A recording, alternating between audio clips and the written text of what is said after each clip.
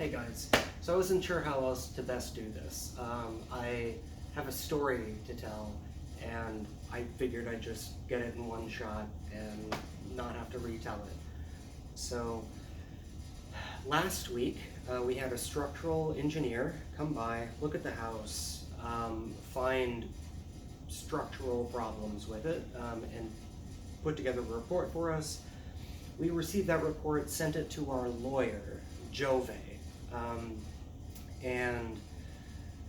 Jove got back to us asking sort of what do we want to do, maybe how much can we reduce the house of the price and this kind of thing. I said that I'll have to have a conversation with Emily.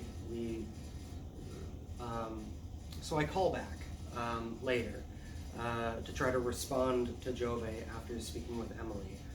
And when you call Jove, I mean, he's a lawyer, and when you call a lawyer, a secretary answers the phone. And in this case, the secretary is named Maria.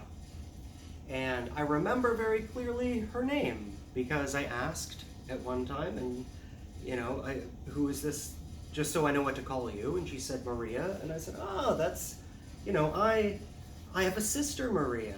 Oh, that's great. Okay, a twin sister. Oh, like I'm a twin, so like I can always heighten that, and so that's nice. So now whenever I call and she answers, I can say like, am I speaking to Maria? Yeah, Maria, and it's a fun thing.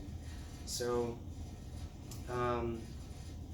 anyway, I was returning this call. She was asking what it was about. Jove's busy, but actually in this case, I should just write him an email, like have everything, have like a written record, and he'll ask for that anyway, so just like write an email and yeah.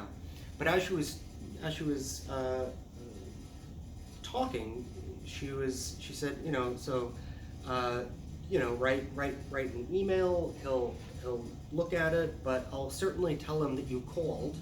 And she continued, and I had to stop and say, I'm sorry, did you just say called?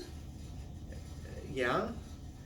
Where are you from? I'm like, this is and so she says she's from here. I don't know what that means. And she says that there's people who tell her that she sounds like she's from New York. And so, yeah, she has a way of speaking. And so, because I was afraid, I didn't want it to seem like I was like making fun of her or anything. So I said, well, I just thought it was really interesting. Like, this is the first time I've heard you speak, and then called is kind of a geographical marker, and I'm just curious about it. For example, I'm from Indiana, and in Indiana, we have problems differentiating E's and I's, a pen versus a pin. I'm going to pin this to my jacket. I'm going to, give me the pin so I can write a letter. Or Ginny and Jenny. Like, it's kind of the same name, I guess, if you're from Indiana. So like we have this laziness with E's and I's, where really, do we need two? Like, let's just stick to one. We'll simplify it.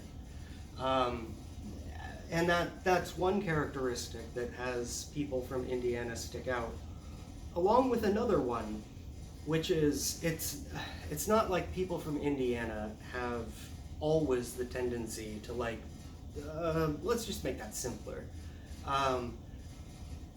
We also have the tendency to just like throw stuff in. So in most places in America, if you go outside and you get your clothes dirty, you're going to come home and wash them. But in Indiana, if you get your clothes dirty and you come home, you're going to wash them. So wash, W-A-S-H, somehow it's missing something.